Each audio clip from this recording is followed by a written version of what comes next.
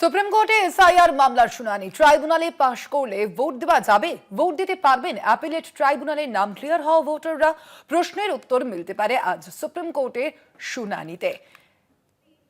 আমরা দেখেছি বিচারাধীনের যে তালিকা ইতিমধ্যে নির্বাচন কমিশনের তরফ থেকে প্রকাশিত হয়েছে, সেই তালিকায় দেখা গিয়েছে 7 লক্ষেরও বেশি কিছু ভোটারের নাম কিন্তু বাদ গিয়েছে এবং সেই 27 লক্ষেরও বেশ কিছু ভোটারের নাম ইতিমধ্যেই বাদ গিয়েছে এবং সেই বাদ যাওয়া 27 লক্ষ ভোটার তারা ট্রাইব্যুনালে যদি তাদের আবেদনের পর নিষ্পত্তি হয় তারা কি ভোট দিতে পারবেন, সেই প্রশ্ন ইতিমধ্যেই উঠে আসছে। কিছু ক্ষেত্রে কমিশন বিচারপতির কাছে আদেশ পেশ করতে পারে। কি ঘটছে সে সম্পর্কে কমিশন অবগত নয় বলেও কিন্তু আজ সুপ্রিম কোর্টে এই শুনানিতে উঠে এসেছে।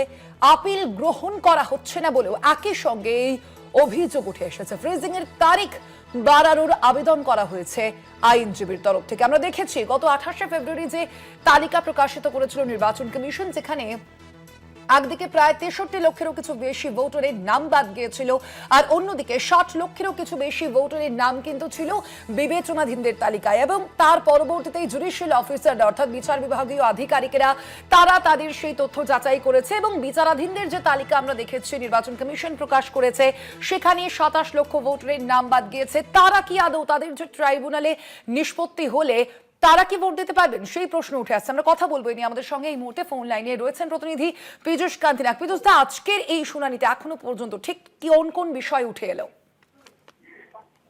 দেখো, সুপ্রিম কোর্টে এসআইআর নিয়ে যে মামলাগুলি মূল মামলাগুলি শুনানি কিন্তু এখনো হয়নি। মূলত কুরেশিয়া ইয়াসমিন নামে এক ব্যক্তি, তিনি সুপ্রিম কোর্টের দ্বারস্থ হয়েছিলেন যে তার নাম জুডিশিয়াল ডিসক্রিপেন্সি থেকে বাদ হয়ে গেছে এবং এখনো পর্যন্ত ট্রাইব্যুনালে তার বিচার প্রক্রিয়া শুরু হয়নি। এমত অবস্থায় নির্বাচন কমিশন তাদের যে ভোটার লিস্ট তা ফ্রিজিং করে দিয়েছে, ফলে তিনি ভোট দিতে পারবেন না।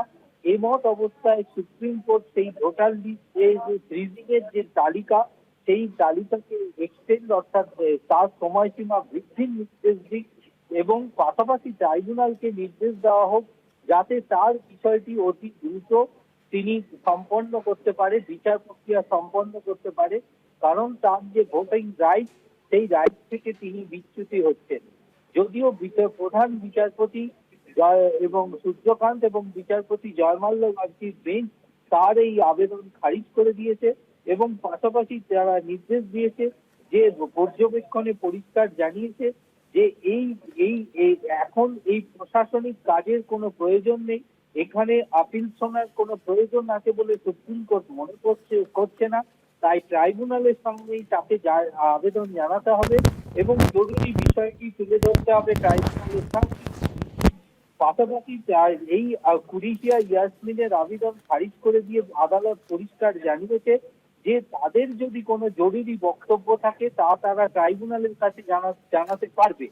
বিচারপতি জয়মাল্য বাগচি আজকে এই মামলা শোনার সময় তিনি পরিষ্কার জানিয়েছেন, মন্তব্য করেছেন, এটা রাজ্য নির্বাচন কমিশনের মধ্যে কোনো লড়াই নয়, এটা দোষারোপের খেলাও নয়। এখানে ভোটাররা দুটি সত্তাধীন কর্তৃপক্ষের মাঝখানে আটকা পড়েছেন।